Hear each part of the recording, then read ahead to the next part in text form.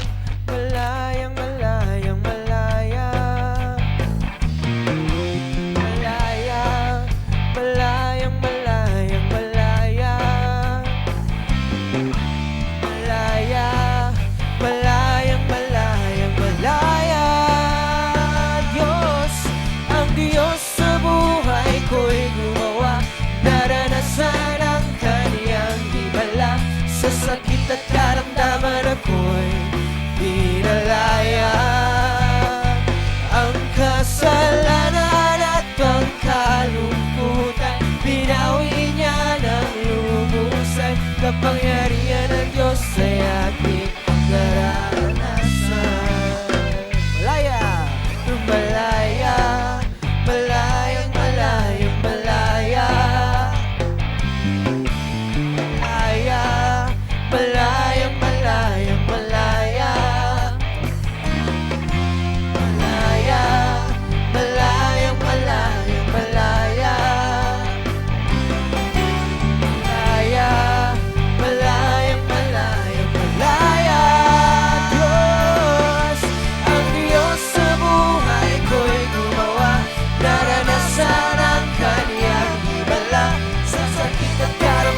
Ako'y pinalaya.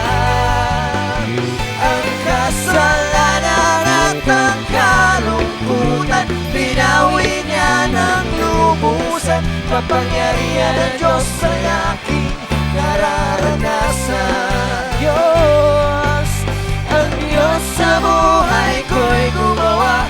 Naranasan ang kaniyang himala.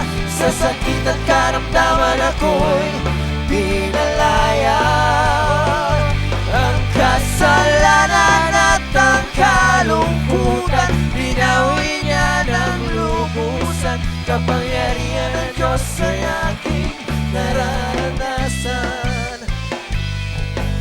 Malayang sumigaw, malayang sumayaw, malayang lumundag, malayang lumipad, malayang sumigaw, malayang sumayaw.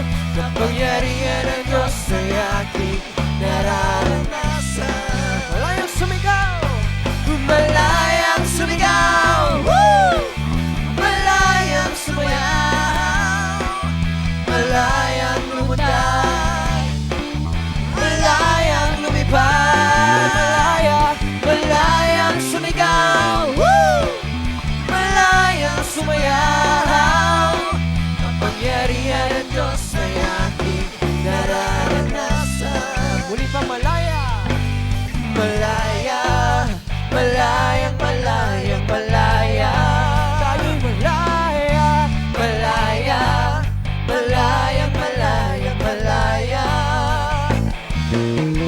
Malaya, malayang malayang malaya.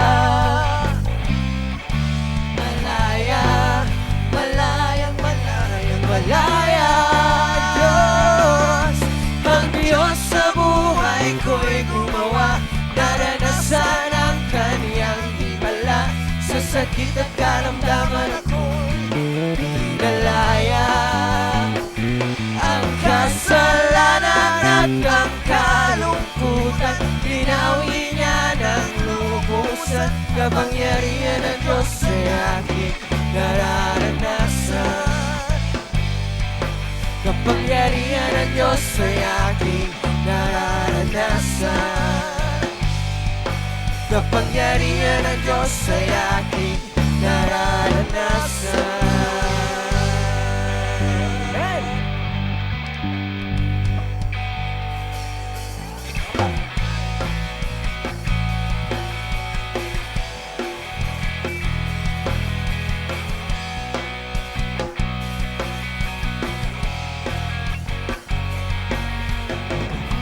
Ko, Diyos, sa ikaw. Sa presensya mo'y kalakasan ko'y umaapaw. Kahit na may problema, ay kayang-kaya ko. Sa gitna ng pagsubok, ako ay sasamba. Magpupuri sa'yo. Kagalakan ko, Diyos. Kagalakan ko, Diyos, sa ikaw. Sa presensya mo'y kalakasan ko'y umapaw.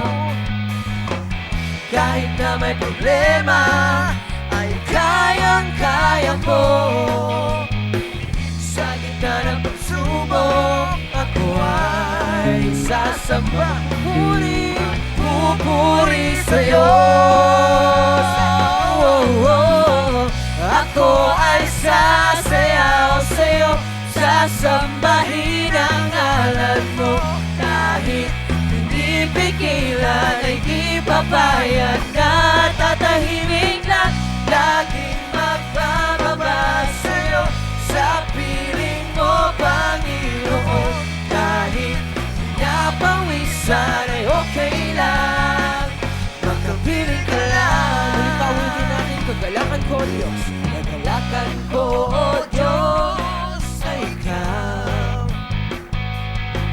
Sa presensya mo'y kalakasan ko'y umaapaw. Kahit na may problema, ay kayang-kaya ko. Sa gitna ng pagsubok, ako ay sasamba. Magpupuri sa'yo. Ako ay sasayaw sa'yo. Sasambahin ang ngalan mo. Kahit di pigilan, ay di papayag na tatahimik lang. Laging magbababa sa'yo. Sa piling mo, Panginoon. Kahit napawisan, ay okay lang. Mapapiling ka lang. Ako'y sasayaw sa'yo. Ako ay sasayaw sa'yo. Sasambahin ang ngalan mo. Kahit di pigilan, ay di papayag na tatahimik lang. Laging magbababalik sa'yo. Sa piling mo, Panginoon.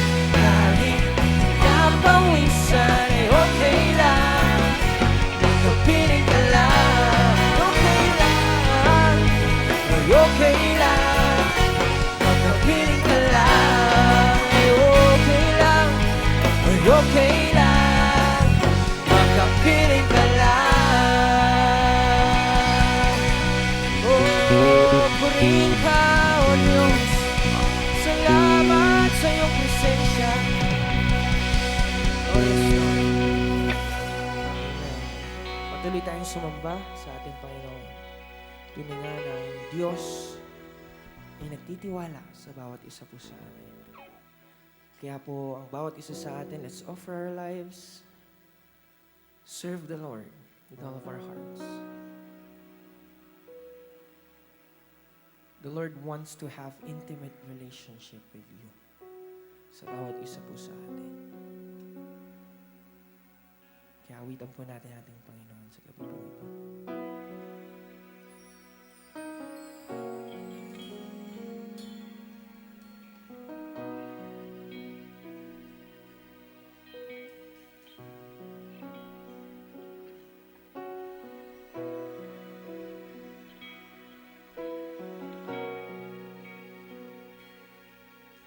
O Diyos, sa kabutihan mo, ako'y naririto upang magpuri sa iyo. O Diyos, sa kabanalan mo, malulugod ako. Buhay ay aalay ko. Ikaw lamang. Ikaw lamang ang nagtiwala sa akin. O Diyos, di kita bibiguin. Tatapat sa'yo, maglilingkod ako, O Diyos, kay buti mo.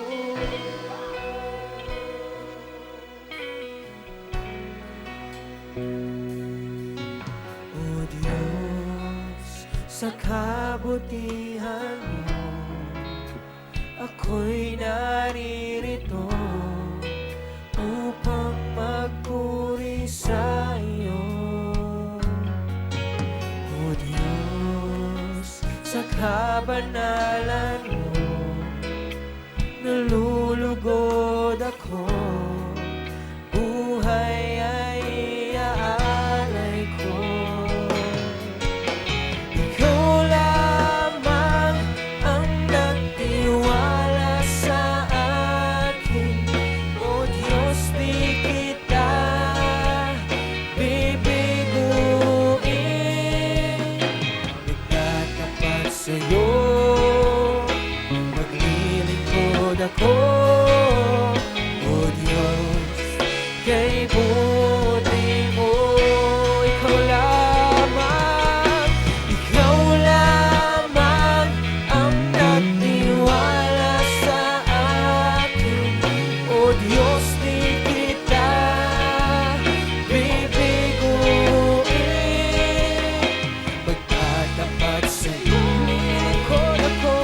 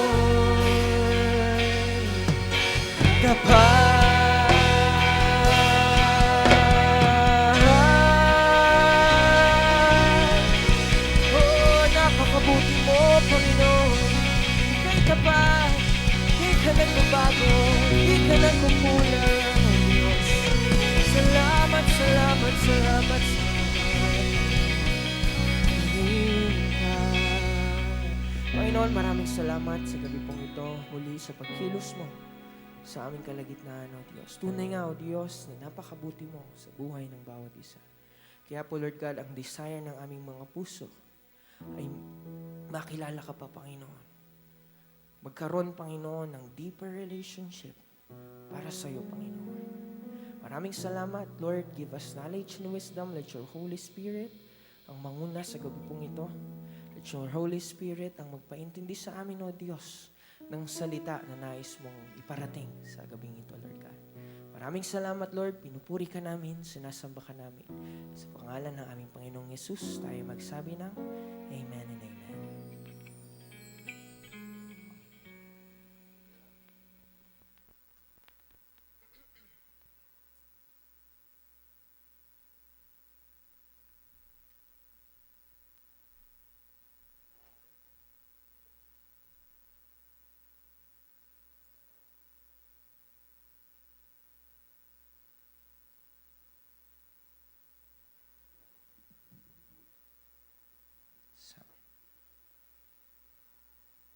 Amen. Muli, isang mapagpalang gabi po sa bawat isa po sa atin, kahit po sa ating mga tahanan ngayon, na nakikinig, nakasubaybay sa ating pong live stream. Isa pong mapagpalang gabi. Muli ngayon ay ang ating midweek service. Muli po tayong mag-aaral, makikinig ng salita na nanggagaling sa ating Panginoon. So, handa po natin ating mga puso, unang-una, ating mga puso, ating mga isipan, ating mga tenga sa pakikinig. So, hindi po ako ang magsasalita ngayon na nakikita nyo sa harapan, pero isipin po natin na ang Diyos ang kakausap po sa atin. Amen? Handa rin po natin ating mga Biblia, yan, para masundan natin ang mga binabasa sa gabi pong ito. Amen? So, sige po, tayo po ay magsimula. So sa buwan po na ito, unang buwan ng ating taon, yan, January. So ang pag-uusapan po natin ay tungkol po sa intimate relationship with God. Ayan. Ano ba yung intimate relationship with God? Intimacy with God. Ayan. So pag sinabing intimacy, ano po ba yung unang pumapasok sa ating pong mga isipan? Yan. Ano ba ibig sabihin ng intimacy? Para mas maintindihan natin, bakit natin kailangan ng intimacy sa ating Panginoon? Ayan. So, ang title po ng isi-share ko po ngayon ay Deepening Our Relationship to God. Yan. Ulitin ko po ha. So, nandiyan po sa ating mga screen, sabi po dyan, Deepening our relationship to God. So, paano ba natin mapapalalim ang relasyon natin sa ating Panginoon? Kasi, hindi po tayo magkakaroon ng intimacy with God kung ang relasyon po natin sa Panginoon ay hindi malalim. Ayan. So, ano ba yung mga steps na kailangan natin gawin para ma-reach natin yung intimacy with God? So, what do you think? What do you think of when you think of intimacy? Yun nga po, ano ba yung pumapasok sa isip natin pag sinabing intimacy? So, when you feel an intimate connection with someone, ano ba yung nararamdaman natin kapag meron kang intimate relationship sa kapwa mo, sa kapatid mo, sa asawa mo? Yan. So, kailangan yung feeling na yon, yung relationship na yon na meron, tayo bilang isang tao, kailangan meron din tayo sa ating Panginoon, yung intimacy. So, sabi po sa Google, sinearch ko, ano ba talaga meaning nitong intimacy? Sabi po dito, closeness between people in personal relationships. Closeness. Sabi doon, ano ba ibig sabihin pag closeness? Kumbaga, close kayo ng tao. Between people. Yan. Kung meron kang kaibigan, naka-close mo, di ba? Kulang na lang, sabihin mo yung storya ng buhay mo. Mas gusto mo pang sabihin yung ibang bagay sa kaibigan mo, naka-close mo, kasi meron kayong intimate relationship. Ano pa? It's what builds over over time as you connect with someone. So ang intimacy po pala, hindi po pala natin basta-basta makukuha. Hindi po sinabing, ay gusto ko ng intimacy sa tao na to. Nandiyan na agad. Meron pong process para ma-reach natin yung intimacy. Katulad po sa ating mga kapatid, di ba? Ating pamilya, kaibigan. Hindi naman po sa unang kita nyo dun sa tao na yon, friends na kayo, close na kayo agad, may intimacy na po agad. Hindi po. Meron po kayong pagdadaanan, meron kayong pagsasamahan, para ma-build yung intimacy. So, ganun din po sa ating Panginoon. If we want intimacy with God, kung gusto po natin ng closeness sa Panginoon, kung gusto po natin ng deeper relationship sa Panginoon, meron po tayong gagawin. Meron po tayong process na pagdadaanan. Hindi lang po sinabi lang natin, gusto ko Lord, maging close tayo. Pero wala naman po tayong ginagawa para maging close tayo sa Panginoon. So, hindi po natin marireach yung intimacy. So, ano ba yung nafe-feel natin kapag mayroong intimacy? Number 1, connection. So, yun nga po. Kapag meron kang intimate relationship sa isang tao, meron kang connection. So, hindi po natin pwedeng sabihin, oh, close kami niyan tao na yan eh. Pero hindi naman tayo nag-uusap. Wala kayong connection. So kung gusto po natin ng intimacy, kailangan po natin ng connection. Kung sa tao man, lalong-lalo na po sa ating Panginoon. Paano ba mabibuild ang ating connection sa ating Panginoon? Paano ba tayo magkakaroon ng connection sa ating Diyos? Number 2, ano pa yung mga nararamdaman natin kapag nakakaranas na tayo ng intimacy sa isang tao? Number 2, knowing. Ano po yung knowing? Kaalaman. Hindi rin po natin pwedeng sabihin na may intimacy tayo doon sa isang tao, so sa kapatid mo, kung hindi mo siya kilala. Kung wala kang alam sa buhay niya. Ganun din po sa ating Panginoon. Hindi po natin pwedeng sabihin na, ay, nag-church naman ako. Lagi naman akong umattend ng Sunday service eh. Close kami ni Lord. Pero ang tanong, may connection ba tayo sa Diyos? Do you know God? Ano ba ang Diyos sa buhay natin? Number 3, good feelings. Ayan. So, ito po ang madalas na dahilan kung bakit nagkakaroon tayo ng isang kaibigan, na super close natin. Kasi masarap siya kasama eh. Di ba? Eh, hindi mo naman magiging kaibigan yun kung nahihinis kang siyang kasama. So, good feeling, maganda yung pakiramdam mo kapag kasama mo siya, magaan yung pakiramdam kapag kasama mo ang tao na ito, mabibuild po ang intimacy kung meron po tayong good feeling. Sa ating Panginoon po kaya, tayo pa rin po ba ay may nakakaranas ng kapag tayo ay nagpupuri sa ating Diyos? Nai-excite pa rin po ba tayo? Andiyan pa rin po ba yung feeling natin na excited tayong pumunta sa simbahan para sumamba sa ating Panginoon? Excited tayo sa mga bagay na ipapagawa ng ating Panginoon? Kung hindi po natin nararanasan yun, hindi tayo nai-excite na magpuri. Hindi tayo nai-excite na pumunta sa gawain ng ating Diyos. Paano po mabibuild ang intimacy na nais ng Diyos? At naisin din po ng bawat isa po sa atin. Number 4, comfort. If we have intimacy sa isang tao, komportable po tayong kasama yan. Tama? Ay, masarap to kasama. Kaya nga lagi kaming niyang magkasama eh. Kasi komportable akong kasama, nagkakaintindihan kami. Maganda yung relasyon namin. Hindi kami masyadong nag-aaway kasi komportable kami. Sa ating Diyos po ba? Are we comfortable na lumapit sa ating Diyos? Komportable po ba tayo na nagpupuri sa ating Panginoon?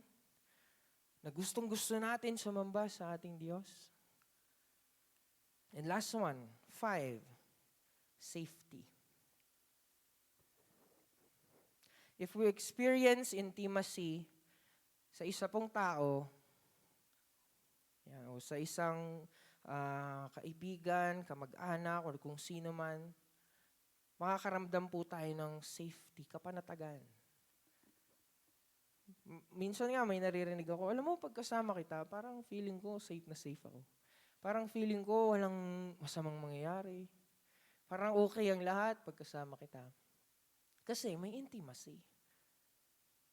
Sa ating Panginoon po. Katulad ngayon, sa panahon ngayon, diyan na naman po ang pandemic. Ang mga sakit, lumalaganap. Diba? Ang daming balita, dami na namang nagpa-positive. Alam naman po pala natin, nakasama natin ng Diyos. Alam po natin na nangako ang Diyos na hindi niya tayo iiwan, hindi niya tayo pababayaan. Nararamdaman pa po ba natin yung safe tayo? Pag lumabas tayo dyan, nafe-feel pa ba natin na, ay, safe ako kasi nandyan ang Panginoon? O isa po tayo sa mga tao na, yun na naman, COVID na naman. Huwag na tayong lumabas. Di ba po yung inawit natin na huwag tayong matakot. Inawit po natin nung Sunday dahil ang Diyos ay may gagawin. Gagawa ang Diyos ng daan. Ano man nangyayari sa buhay natin, anumang sakit yan, anumang pandemic yan, if we know na ang Diyos ay kasama natin, kung alam natin na ang Diyos ay nangako sa buhay natin, and if we want intimacy with God, kailangan feel safe tayo palagi. Dahil nandiyan ang Diyos na lagi tayong sinasamahan. Amen? So usually, we feel this kind of intimacy with a significant others. Ano po ibig sabihin nun? Madalas po nating nararanasan ng intimacy, yun nga, sa kapamilya, sa friends, sa family, or sino man, loved ones mo, madalas po talaga may intimacy, lalo na sa ating mga anak, di ba? Konting bagay lang, yung puso natin nandun sa ating mga anak. Kasi may intimacy na nabuo na yung intimacy.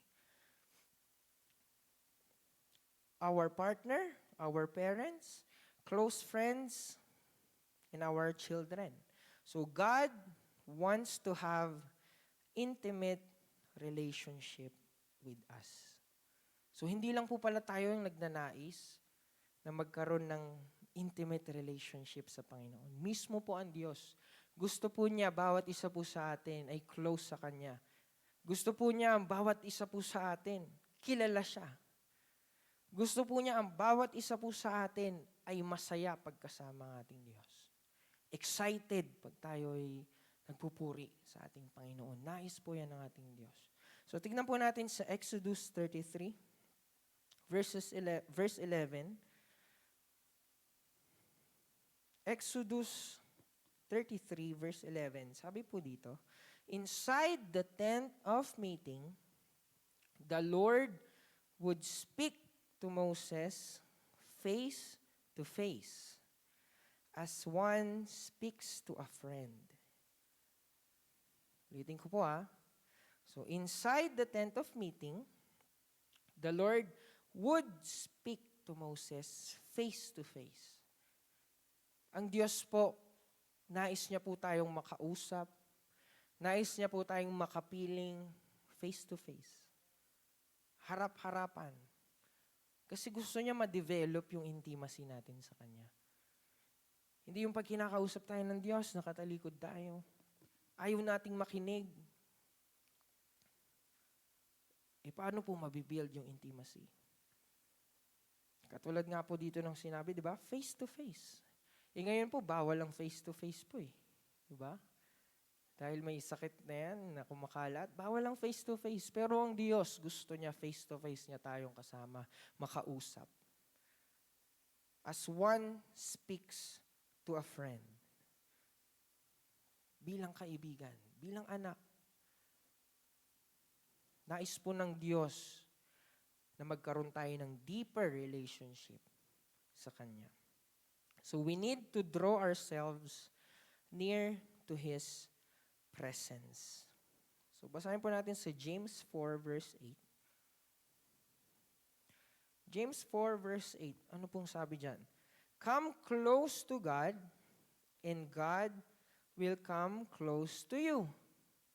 Wash your hands, you sinners.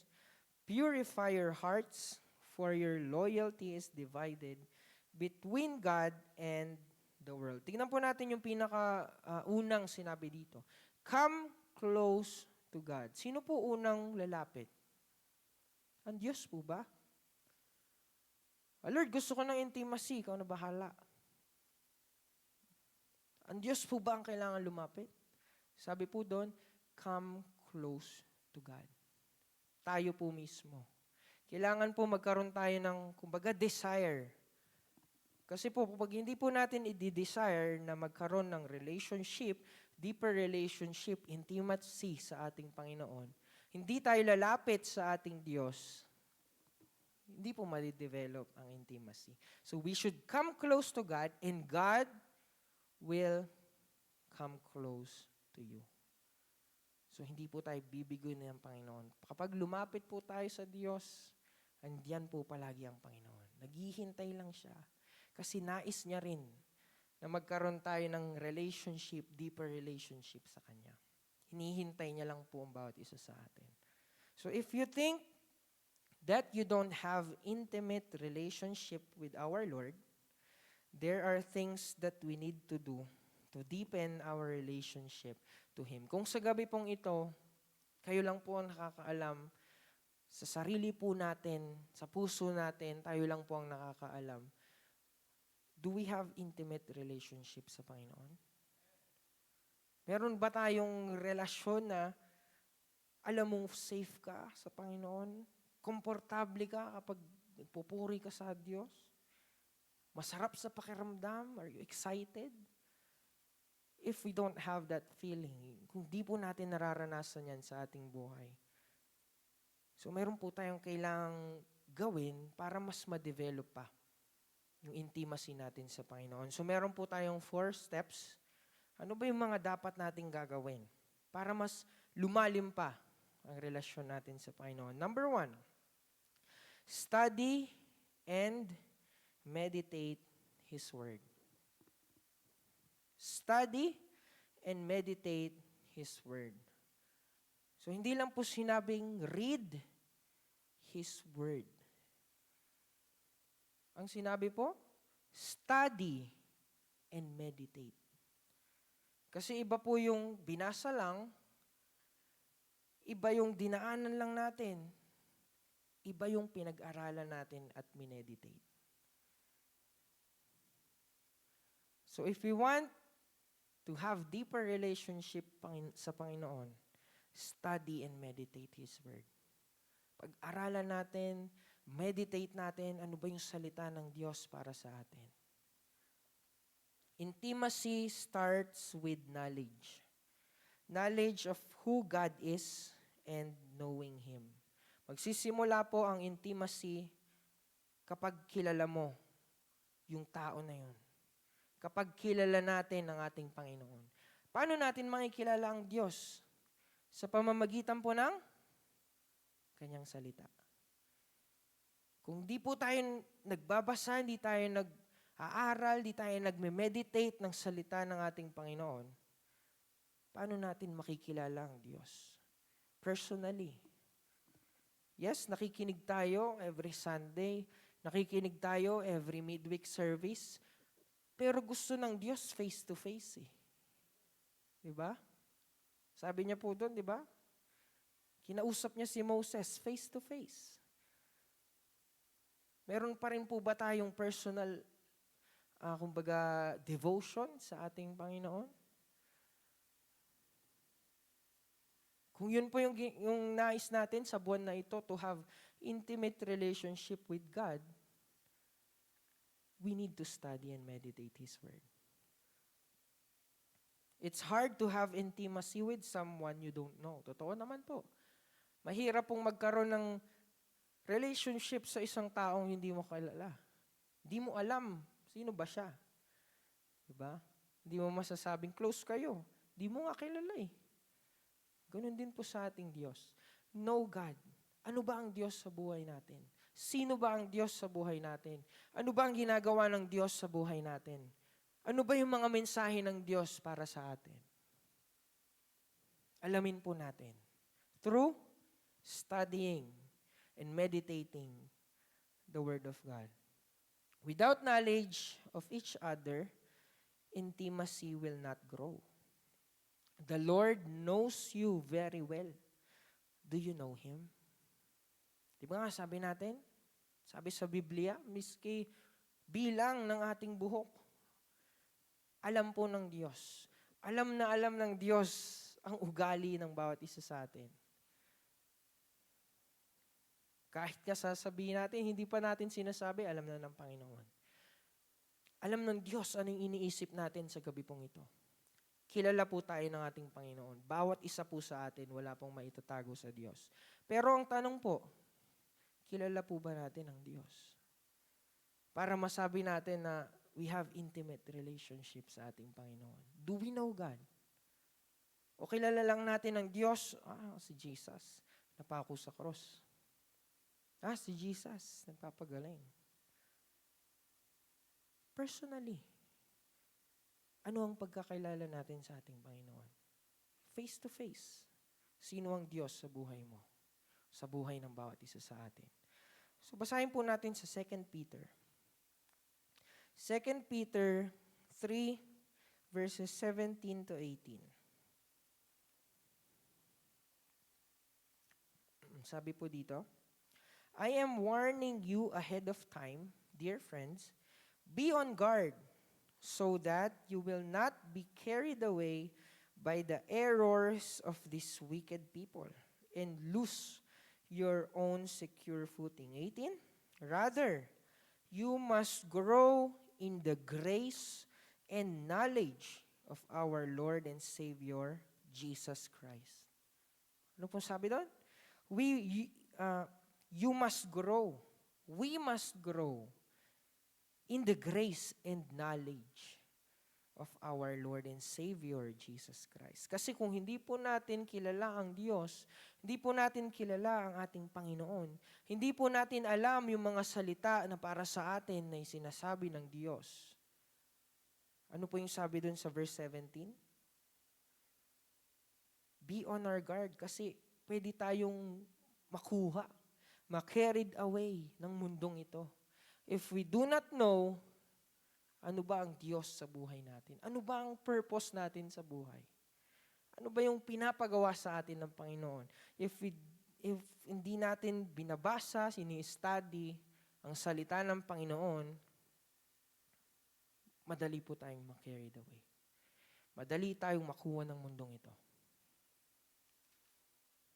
So ang first thing, kung nais po natin, kung gusto natin sa sarili natin, if we have the desire na magkaroon ng deeper relationship, intimacy with God, simulan po natin sa pag-aaral ng salita ng Diyos. Meditating the Word of God. Number 2, give time to the Lord. Give time to the Lord. The more time we spend with someone, the more we know them. And if we like them, the more we want to spend time with them. So isa pa pong isa pa pong kailangan nating gawin ay magkaroon po tayo ng oras sa ating Panginoon. Para mas makilala natin ang ating Diyos. Kung wala po tayong oras na magbasa, wala po tayong oras na mag-meditate, wala po tayong oras na mag-study ng salita ng Panginoon, paano natin siya makikilala? Face to face. Paano natin malalaman ang gusto ng Diyos para sa buhay natin? Face to face. Kung wala tayong time to study, to meditate the Word of God. So lahat po tayo dito, tinuturuan ng Diyos. Maging ako po. Hindi ko po ito sinasabi dahil, kumbaga, perfecto ako, kaya kong gawin yan. No. Lahat po tayo dito, tinuturuan ng Diyos. Lahat po tayo, nasa process. So, give time to the Lord. Dahil po, kung mas maraming oras ang binibigay natin sa ating Panginoon and, kumbaga, mas nakikilala natin ang ating Diyos, mas gugustuhin natin talaga na magkaroon ng oras. Kasi kilala mo yung Diyos na eh. Kilala mo yung Diyos mo, kilala mo yung Diyos ng bawat isa sa atin. Alam mo, ang Diyos, ganito. Ganito siya sa buhay ko. Kaya mas magkakaroon tayo ng desire na magkaroon pa ng oras para sa ating Panginoon. God wants our time and attention. Nais din po yan ng Diyos na marami kasi tayong pinagkakabisihan eh. Totoo po yan sa mundong ito. Bawat isa po sa atin busy. Ang dami nating mga bagay na ginagawa na minsan nakakalimutan na nating magbigay ng oras sa ating Diyos. At pag MWF po ba? Excited pa rin po ba tayo? Halos 2 years na natin itong ginagawa. Na-excite pa rin po ba tayo every time na Monday, Wednesday, Friday, Sunday? O minsan ayaw na nating, Monday na naman. Huwag na tayong manood ng live stream. Kasi yun na naman yung kanta eh. Ito na ulit siya na naman ulit yung kakanta eh. If we want intimacy with the Lord, be excited. Have good feeling. Give time sa ating pong Panginoon. Sometimes we are being busy in this world, yan nga po, that we tend to forget to spend time with God. Nakakalimutan na natin na magbigay ng oras sa ating Diyos. So let's just read Ephesians 5, verse 15 to 16. Ano pong sabi dyan? So be careful how you live. Don't live like fools, but like those who are wise. 16. Make the most of every opportunity in these evil days. Sa iba pong translation, sabi po doon, make the best use of the time because the days are evil. Ulit po making the best use of our time. Saan po ba natin ginagamit ang ating oras? Saan po tayo madalas, kumbaga, nauubos ang ating oras? Pero sabi po dito, make the best use of our time. Let's not forget to give time sa ating pong Panginoon. Study His Word. Meditate the Word of the Lord. Worship the Lord. Minsan po, nalilate pa tayo eh. Diba? May mga times na kantahan pa lang naman. Mamaya na lang tayo pumunta pag word na. Is that your best way na ibigay ang oras sa ating Panginoon? The best po ba natin yung malate? Ang the best po natin, early pa lang. Give your time. Number 3, trust the Lord. The more we know God, the more we want God, the more we will trust Him. Kung makikilala natin ang Panginoon through reading, through meditating, through studying, and mayroon tayong time, nagagawa natin na mayroon tayong oras sa Panginoon, ano po mangyayari? Mas magtitiwala tayo sa ating Diyos. Kasi kilala po natin ang Diyos eh. Kasi alam mo, every time na kausap mo ang Diyos, alam mo yung kanyang gagawin sa buhay mo. Mas madidevelop din yung trust natin sa ating Diyos. If we have intimate relationship with the Lord, we will know His promises. So whatever happens in our lives, our trust should remain. Paano po natin malalaman ang pangako sa atin ng Diyos? Yun nga, if we don't spend time, if we don't study His Word, ano ba yung promise ng Diyos sa buhay mo?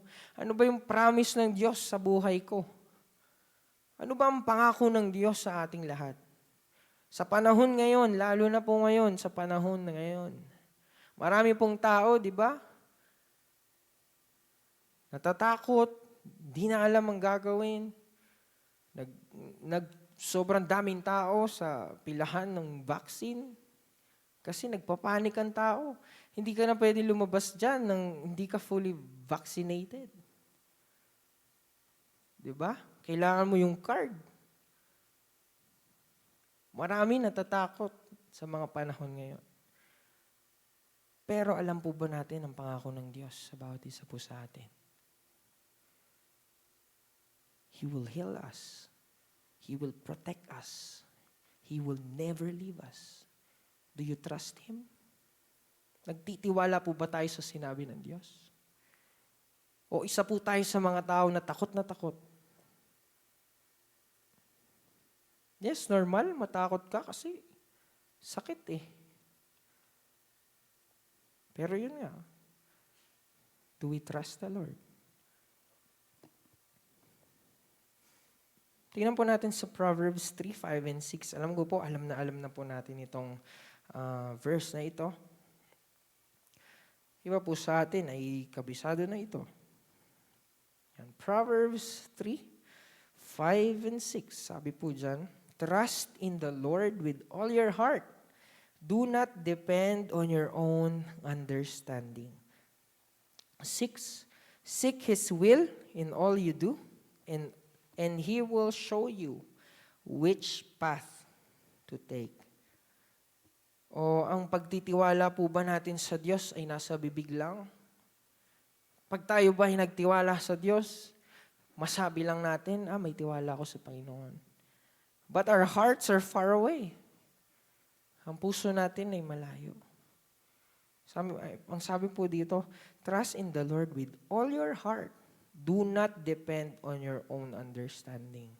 Kasi kapag pinauna po natin ang ating understanding, yun nga, matatakot tayo sa panahon ngayon. Marami tayong maiisip, marami tayong, kumbaga, nais gawin, gawan ng paraan. Bumili ng gamot. Wala na nga pong mabiling gamot. Diba? That's our understanding. Kasi ito yung magpapagaling, ito yung magpoprotekta sa akin eh. Yes, it's good. Gamot, okay. But do not forget the promises of the Lord in our lives. We should trust the Lord with all of our hearts. Seek His will in all you do, and He will show you which path to take. So kung hindi na po natin alam ang gagawin sa mga panahon na to, hindi natin alam ano pa ba yung kailangan nating bilhin o anuman, seek the Lord. And He will show you what to do. Papakita sa atin ng Panginoon, God will make a way. Do not fear. If you trust the Lord, if you have time, if we study and meditate the Word of God, we will have deeper relationship, intimacy with our God.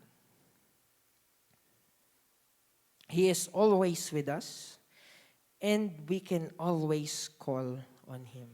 Yun nga one call away lang po ang ating Diyos. Kumbaga, hindi na natin kailangan ng load, hindi na natin kailangan ng wifi. Dito po sa mundong ito, kailangan yan eh. Kahit, kumbaga, sobrang high-tech na natin, hindi mo pa rin matatawagan yung kamag-anak mo kung walang wifi o walang load. Ano pa po ang Diyos? Kahit walang load, kahit walang wifi, kahit walang signal, call unto Him and He will answer you.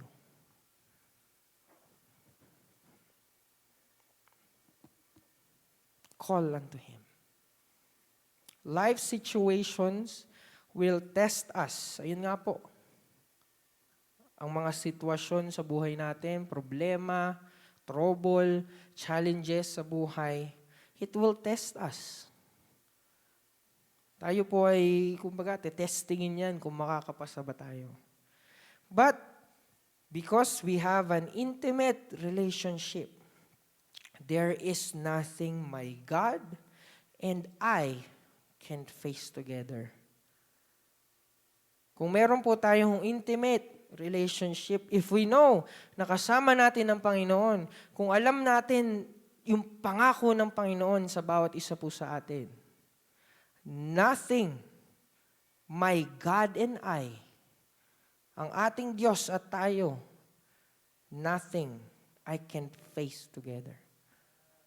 Anumang challenges sa buhay, anumang pinagdadaanan natin sa buhay, if we have relationship sa Panginoon, if we trust the Lord, if we know His promises,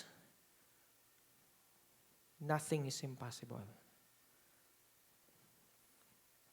For example, kumbaga, magkakaroon kasi tayo ng lakas ng loob eh. Magkakaroon ka ng feeling na kasama ko ang Diyos. Di ba? Dumaan man ako sa ilog, kasama natin ang Diyos. So for example, may naghamon sa'yo dyan, basketball, 5-on-5.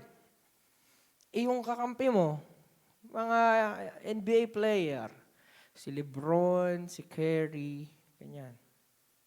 Alam mo, mananalo kayo kasi kilala mo yung kasama mo eh. Alam mo kumbaga yung ability nung kasama mo.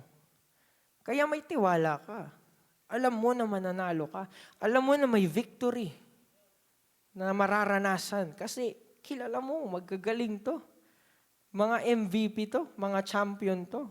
How much more sa ating Diyos? Alam natin na ating Diyos, great healer, great provider. Diba? Ano pa kailangan nating katakutan? Kahit sa mga panahon na to. Trust the Lord. And last, number 4, prioritize the Lord. Yan. Prioritize the Lord. So, deeper intimacy requires prioritizing our relationship with God as the most important thing in our life. Sa buhay po natin bilang tatay, bilang nanay, bilang anak, bawat isa po sa atin may priority sa buhay. Sa iyong family, meron kang priority dyan. Sa trabaho, sa school, may mga priority tayo dyan eh. Pero ano ba yung pinaka number 1 priority natin? Ultimate priority ng bawat isa po sa atin. Minsan ba, pinagpapalit natin ng Panginoon sa ating paglalaba? Ay, Sunday ngayon eh. Teka lang, dami ko labahin. Next week na lang ako mag-church. Ano ba yung mga bagay na minsan pinagpapalit natin sa Panginoon?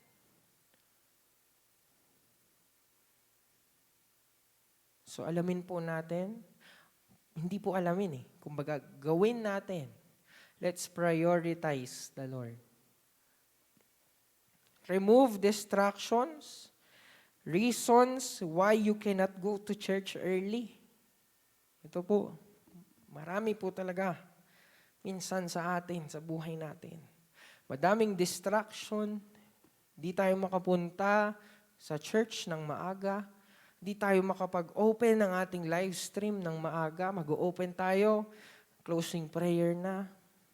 Bakit? Ano ba yung nagde-distract sa atin para hindi natin magawa na i-prioritize ang ating Diyos? So tayo po ang nakakaalam yan. Lahat po tayo, alam po natin ano ba yung nagdi-distract sa atin, na hindi natin mauna ang ating Panginoon. What is your priority in life? So ask yourself, ano bang prioridad ko sa buhay na ito? Ang Diyos ba? The blessing in going deeper is not always material, but it is always spiritual. We become more like Him if we prioritize Him. So tingnan po natin sa Matthew 6:33. Ito po, alam na alam din po natin ito. Pero, alam po ba natin yung meaning talaga ng sinasabi dito? Matthew 6:33, seek the kingdom of God above all else. Above all else. That is your priority. Seek the kingdom of God.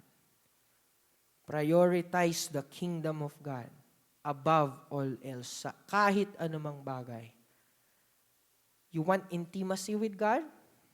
Gusto nating maging close tayo sa Panginoon? Gusto natin isang tawag natin sa Panginoon?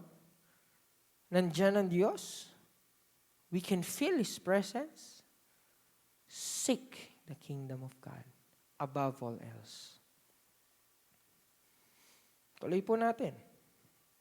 Seek the kingdom of God above all else and live righteously, and He will give you everything you need. You want healing? You want protection? You want prosperity? Ano pa bang gusto natin? You want riches? Dahil gusto natin ng riches, we prioritize some ibang bagay kasi gusto ko itong marating eh. Pero ano pong sabi doon? If we seek first the kingdom of God, everything, lahat po yan, He will give you everything you need.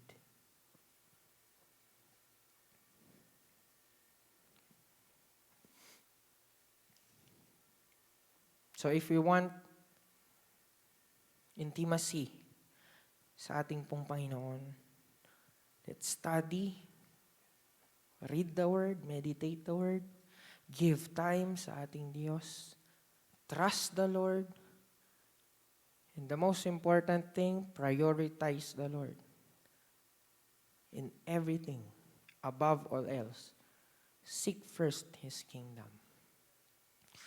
So deepening our relationship to God is a process and a choice. Ulitin ko po yun ha. Kung nais nating magkaroon ng deeper relationship sa ating Panginoon, may proseso at choice po natin yun. Gusto mo yun. Gusto natin yun. Gustuhin natin.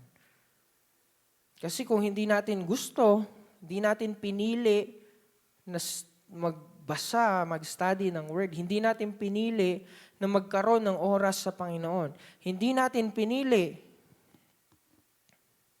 na magtiwala sa Panginoon, at hindi natin pinili na i-prioritize ang ating Diyos, magkakaroon po ba tayo ng intimacy with Him? Hindi po. We have free will. Binigyan tayo ng Diyos, sarili mong decision. Choose. Gusto mo ba magkaroon ng intimacy with God? Choose to study His Word. Choose to give your time to the Lord. Choose to trust Him. And choose to prioritize Him. Nasa sa atin po yan. Hindi po ito pilitan. It's your choice. It's our choice. Kung gusto natin na magkaroon ng connection, deeper relationship, intimacy with our Lord. The Lord wants us to have intimacy with Him. He is just waiting for us. Hinihintay lang po tayo ng ating Panginoon. Hinihintay lang ng Diyos yung pagpili mo sa Kanya. Hinihintay lang ng Diyos yung oras mo sa Kanya. Hinihintay lang ng Diyos yung pagtitiwala mo sa Kanya. hinihintay lang ng Diyos na kilalanin mo siya. He is just waiting. It's your choice. Kung nais ba natin yun, to have intimacy with God. So sa gabi pong ito, let's just pray. And we will thank the Lord for this word. Panginoon, maraming salamat sa gabi pong ito na tinuruan mo ulit kami, ang bawat isa po sa amin, O Diyos, na magkaroon ng desire na pag-aralan ang iyong salita, to meditate your word. Dahil Lord, hindi po mangyayari ang intimacy na ito na pinag-aaralan namin, O Diyos, kung mismo kami, kung mismo ang puso namin ay ayaw gawin ito. Lord God, give us the desire na pag-aralan ng iyong salita. Give us the desire na magbigay ng oras sa iyo. Na magkaroon pa rin kami ng excitement every time na kami ay pupunta sa iyong mga gawain, O Diyos. Give us the desire to trust you. Na magtiwala kami, O Diyos, anuman nangyayari sa aming mga buhay. Na hindi kami natatakot, hindi kami mangangamba. Kung ano man, O Diyos, ang trial, challenges, problema sa aming buhay. And Lord, give us the desire. Help us to choose na unahin ka sa lahat ng bagay, Panginoon. To seek your kingdom above all else. Dahil alam namin kung ginawa namin ito, Panginoon, you will supply every needs na kailangan namin, Panginoon. Lord God, you see the desire of each person sa gabi pong ito.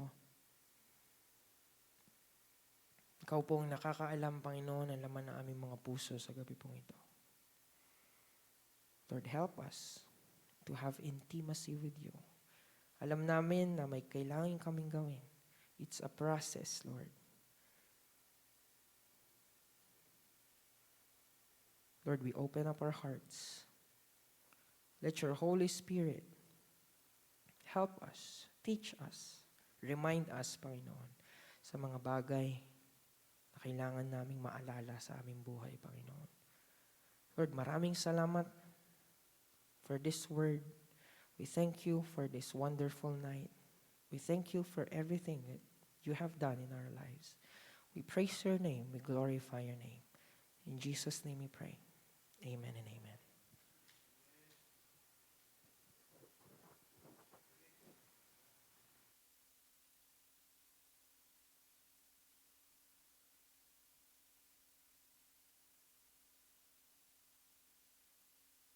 Praise. Sound check. Yun po. So, tayo po dadako sa pagbibigay. Napakaganda po ng ating napag-aralan ngayon, mga magulang, mga kapatid. So, how we experience naman, di ba? Ang unlimited blessing ng ating Panginoon. Di ba? Unlimited favor.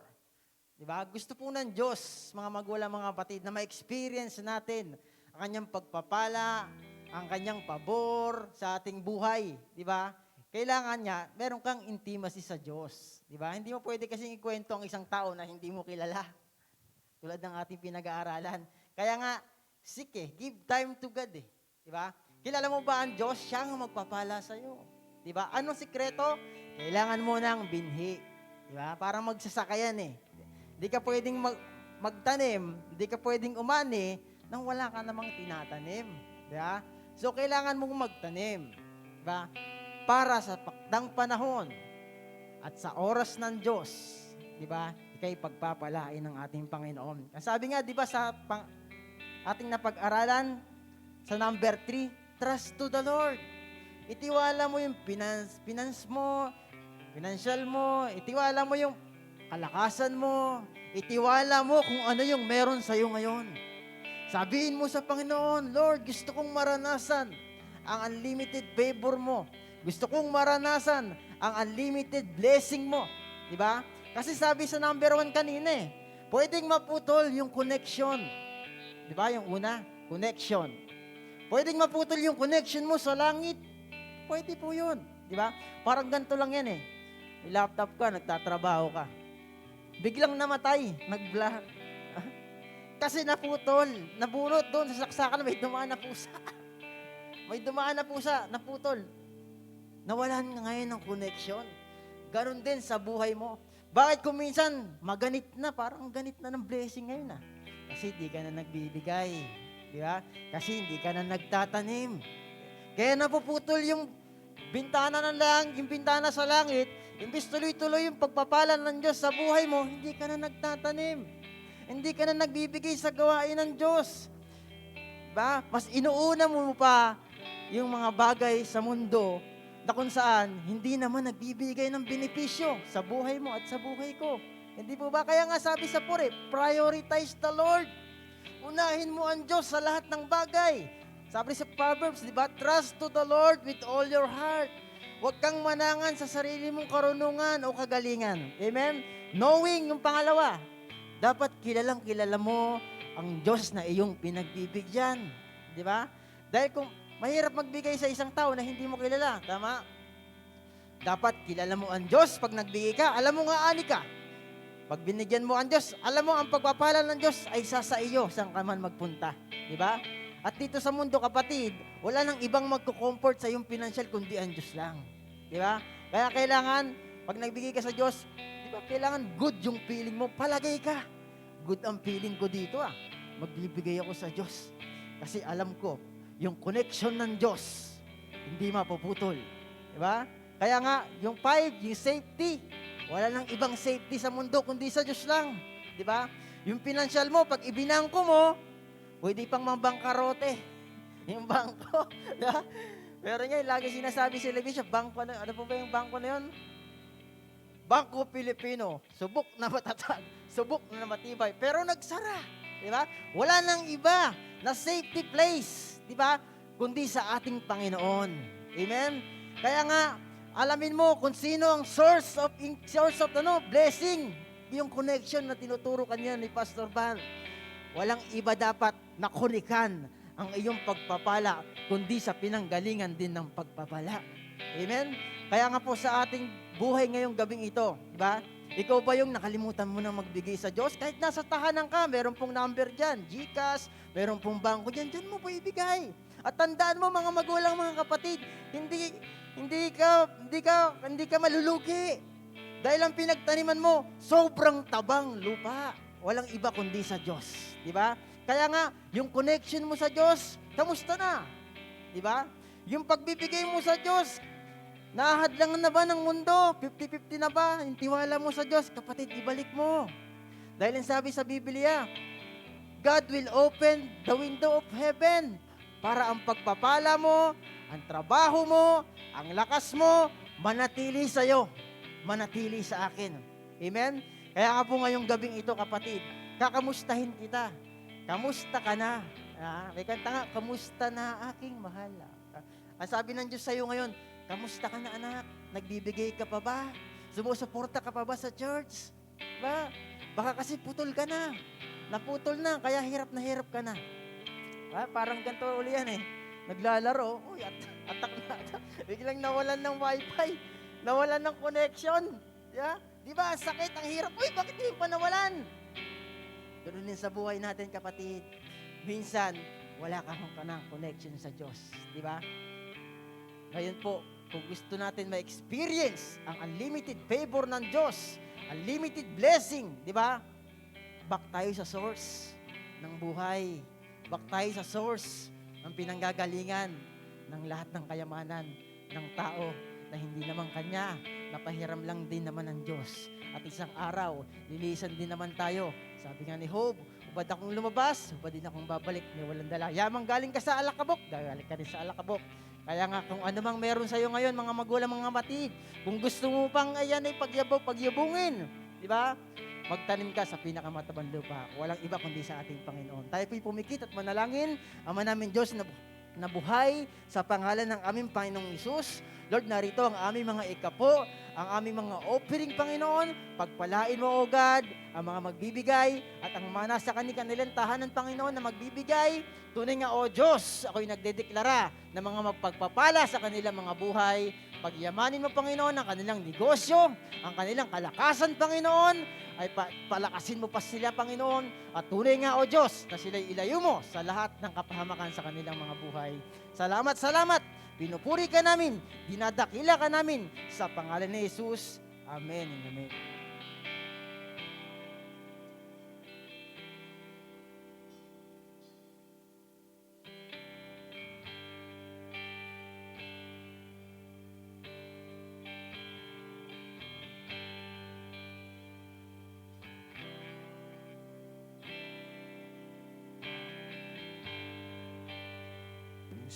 Amen. So, muli po tayong tumayo sa presensya ng ating Panginoon. Muli po tayong magpasalamat at ibigay ang lahat ng papuri at pagsamba sa ating Panginoon. Sa iyo ang papuri at pasasalamat, aming Diyos.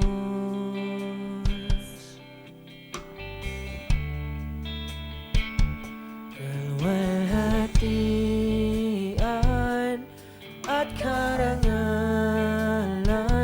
alay sa'yo.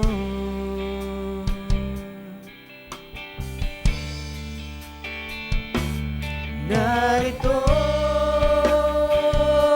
ang buhay ko, Panginoon, gamitin mo. Sa'yo lamang iaalay ang puso ko'y sa'yo.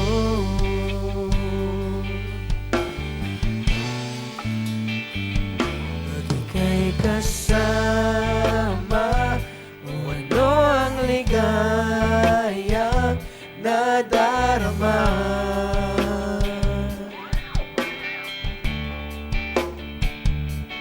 May pag-asa akong nakikita pagkapiling ka.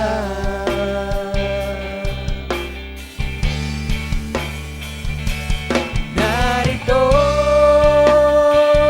ang buhay ko, Panginoon, gamitin mo. Sa'yo lamang iaalay ang puso ko'y narito. Ang buhay ko, Panginoon, gamitin mo. Sa'yo lamang iaalay ang puso ko'y sa'yo. Ang puso ko'y sa'yo. Ang puso ko'y sa'yo.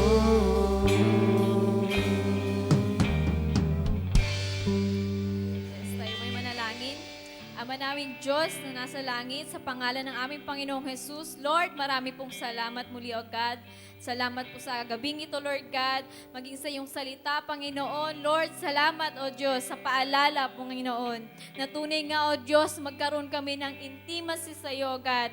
Magkaroon kami ng intimate relationship sa iyo, O God, na mas malalo pa naming makilala, O God, sa mas malalim, O Lord God, sa mas malalim at yes, Lord God, hallelujah, Lord, mas malalim na kaparaanan mo, God. Lord, salamat, Panginoon, sa iyong salita, Panginoon, na tunay nga, Lord God, maging sa iyong mga salita, i-meditate namin ang iyong salita, O God, na makilala ka pa po namin, Lord God.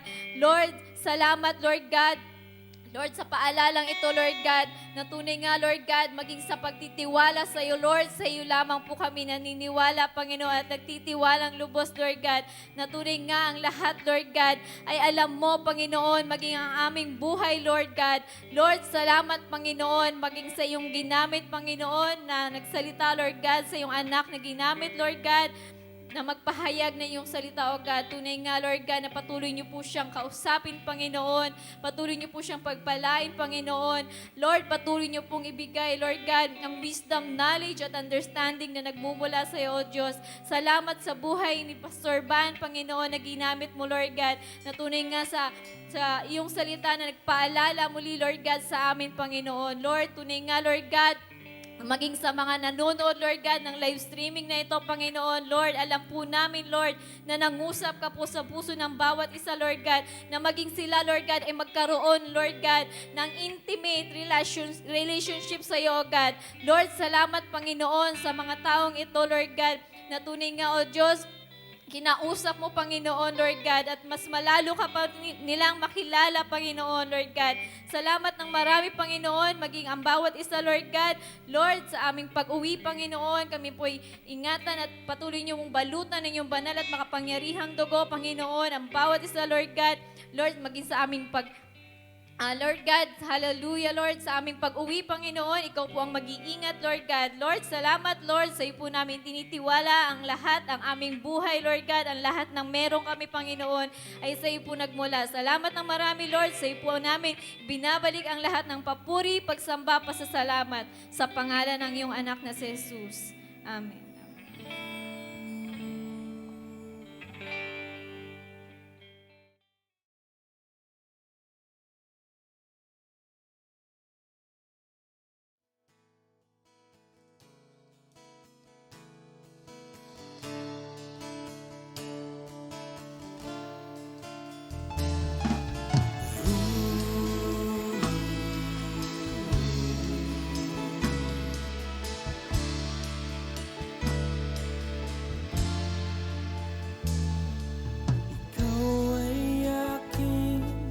paglilingkuran kahit saan dalhin.